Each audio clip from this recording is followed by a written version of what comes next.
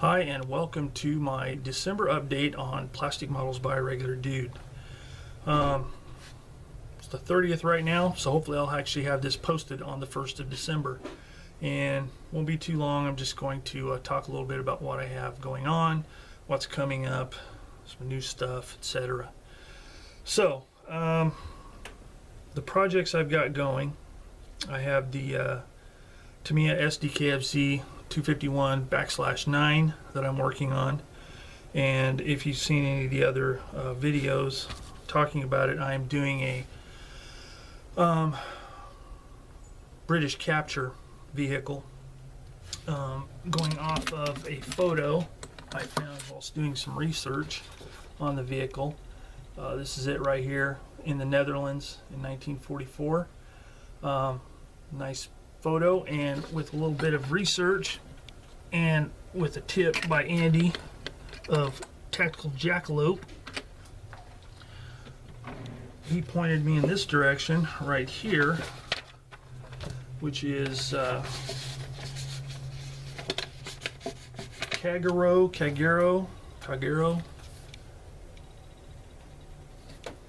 Captured Panzers, German Vehicles in Allied Service, and that vehicle is actually represented in this book.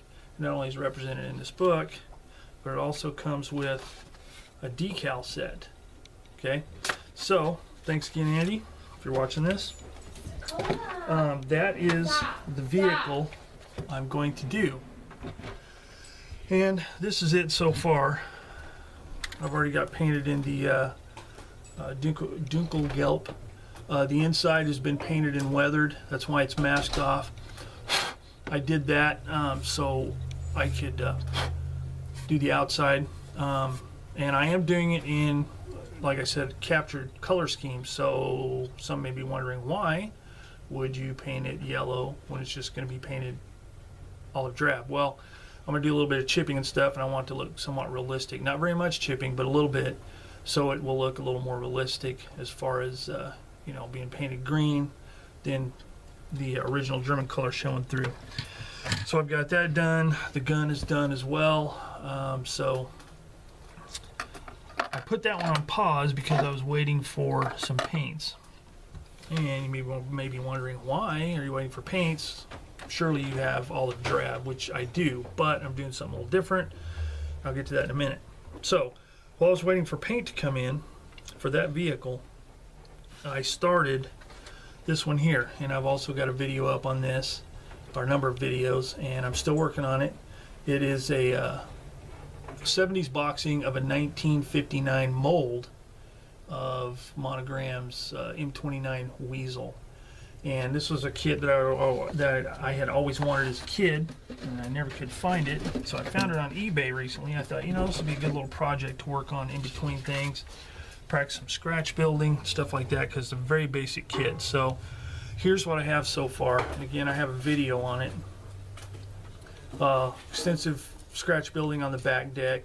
I'm going to be adding a few things, and I've got the tracks on, and I've got the lower portion of the vehicle weathered. I did that so I could glue these side skirts on, so then I can do the decals and weather everything. So there's that.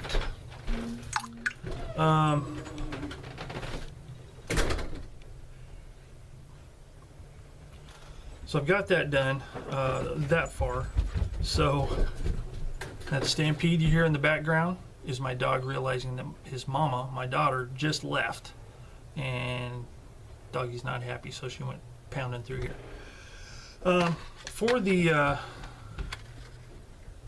For the German half track, I also got the FV Club aftermarket tracks, the single strip. Those were recommended also again by Andy from Tactical Jackalope and Michael from Hamilcar Barkus, his YouTube channel. They both said these are really good, and in looking at them, they are very, very nice. And on a vehicle like this, the sag's not going to be that big of a deal, so I went with those instead of individual link. So those are the two kits I've got going right now. And on the half track, the reason I waited on that is if you've watched any of my videos, I've got, information on.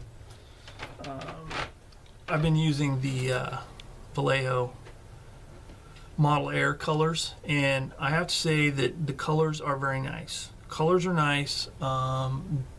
Generally, all of these will spray right out of the bottle. What I have realized, though, is for other than throwing down base coats, it can be a little tricky. And I know there's a lot of people that don't have any problems with it, but I find it, I feel like I have to rush because it starts to dry in the cup, and it just ends up being a mess if I'm not careful. And for some of the kits I've got coming up, specifically an aircraft kit, I don't want to have to be rushed, and it's going to take, it's German aircraft, so it's going to have modeling and all that, and I can't rush through that. So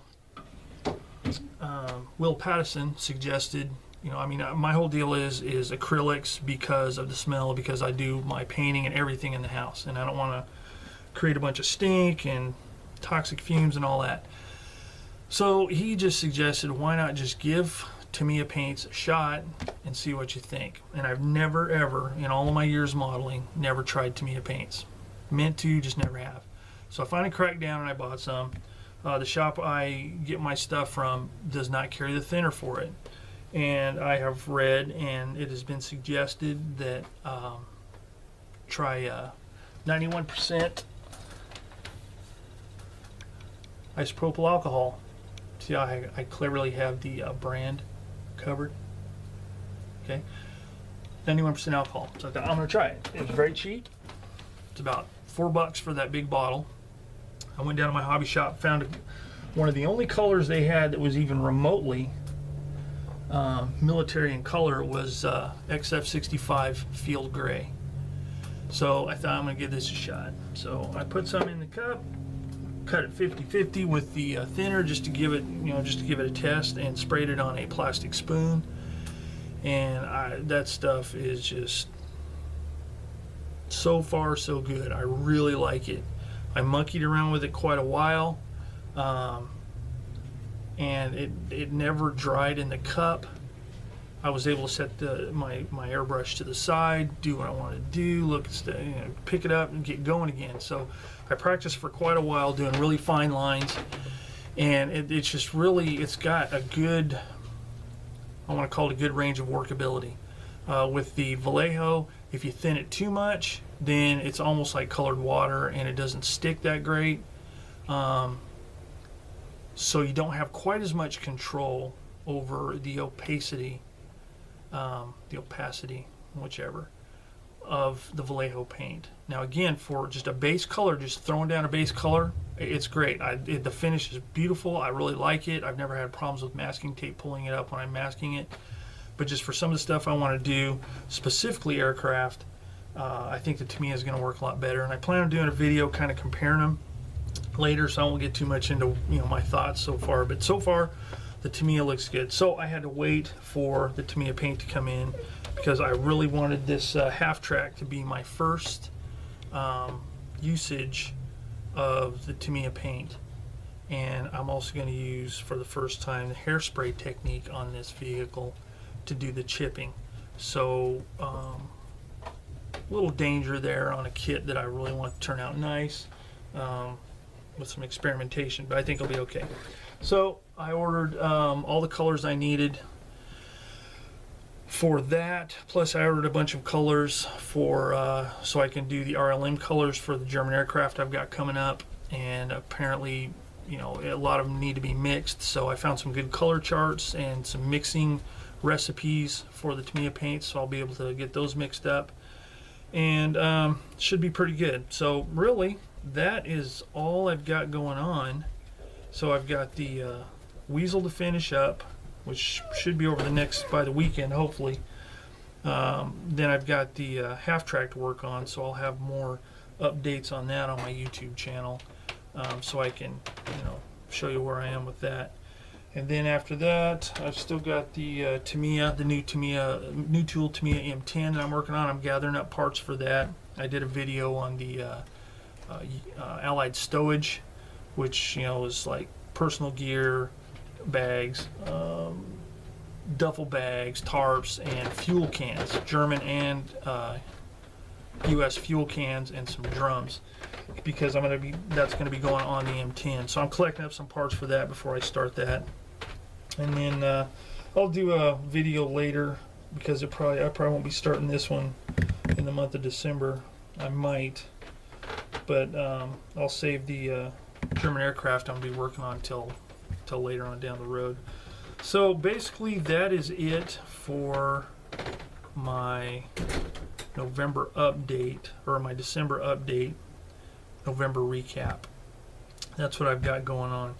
So if you guys have any questions or comments, or just want to blab, put some comments down below, and let me know what you think. If you have anything to say. If not, I hope you enjoyed the video. If you don't watch it, well, you don't watch it, you won't know I'm saying this. So anyway, that's it for now.